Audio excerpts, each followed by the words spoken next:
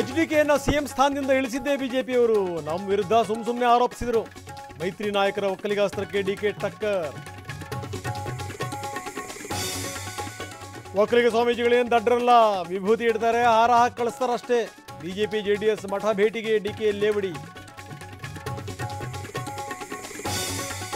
ನಿರ್ಮಲಾ ಸೀತಾರಾಮನ್ ಸತ್ಯ ಒಪ್ಪಿಕೊಂಡ್ರು. ಬರಗಾಲದ ದುಡ್ಡಿನ ಬಗ್ಗೆ ಶೋಭಾ ಧ್ವನಿ ಎತ್ತಿದ್ರ.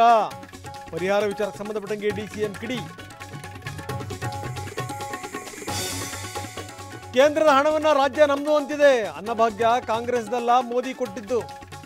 ಸರ್ಕಾರದ ವಿರುದ್ಧ ಅಶೋಕ್ ವಾಗ್ದಾಳಿ. ಕೇಂದ್ರ 2 ಕಂತುಗಳಲ್ಲಿ 680 ಕೋಟಿ ಕೊಟ್ಟಿದೆ. ಆ ದುಡ್ಡಲ್ಲಿ ರಾಜ್ಯ 2,000 ಕೊಡ್ತಿದೆ. ಬರ ಪರಿಹಾರ ಆರೋಪಕ್ಕೆ ಅಶೋಕ್ ತಿರುಗೇಟು. ಎಚ್ಡಿಕೆಯಿಂದ ಬಾಡೂಟ ಆಯೋಜನೆ. ಬಿಡದಿ ತೋಟದ ಮನೆಯಲ್ಲಿ ಪರಿಶೀಲನೆ. ಊಟಕ್ಕೆ ಪರ್ಮಿಷನ್ ಬೇಕಿಲ್ಲ ಅಂದ್ರು ಅಶೋಕ್. ನಮ್ಮ ನೀರು ತಮಿಳುನಾಡಿನ ಹಕ್ಕು ಅನ್ನಂಗಾಗಿದೆ.